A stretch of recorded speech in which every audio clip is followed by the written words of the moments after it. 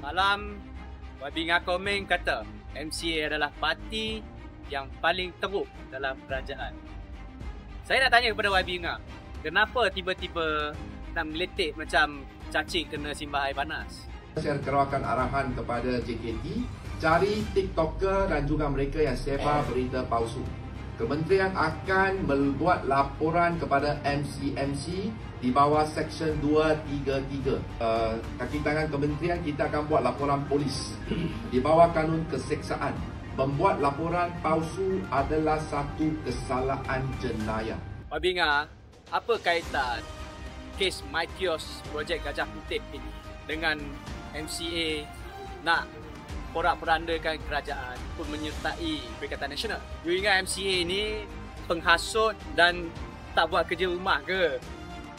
Wabinga, siapa yang memporak-porandakan negara ini? Siapa yang selalu mainkan isu sentimen perkauman? Siapa yang selalu mainkan isu-isu sensitif yang menyakiti hati orang lain?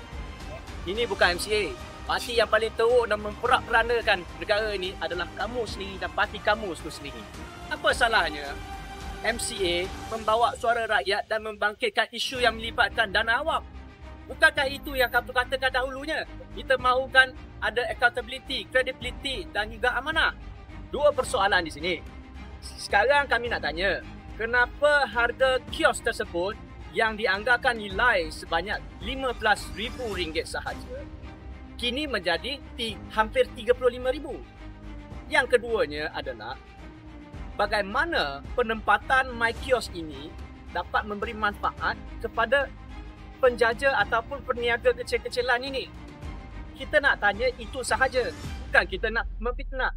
Wabinga, tak perlu menggunakan kuasa yang kamu ada untuk menutup suara rakyat.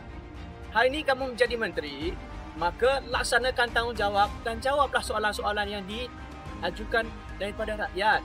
Bukannya nak menakut-nakutkan kami. Saya nak jemput Tan Sri Azam Baki datang pejabat minum teh. Wabinga siap nak mengajak Ketua Pengarah SPRM untuk minum kopi di pejabat dia berhubung kes MyKios ini.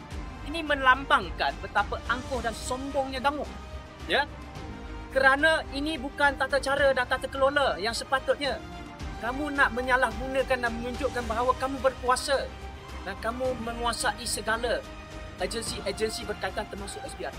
Ini adalah perbuatan yang salah sama sekali. Sekiranya kamu nak membantu siasatan, apa kata kamu bersama dengan tim kamu pergi ke SPRM dan cuba menjelaskan keadaan yang sebenar. Kami akan melakukan laporan secara rasmi, menunjukkan bahawa kami tidak seperti kamu. Ingat Wabinga, hari ini kamu berkuasa. Tidak bermakna kuasa itu adalah bersama kamu selama-lamanya. Usaha menentang rasuah dan penyalahgunaan dana awam adalah selari dengan dasar dan juga kehendak PMX. Tanpa mengira parti, saya nak memastikan bahawa kita semua mempunyai tanggungjawab untuk melindungi negara kita dan dana awam ini.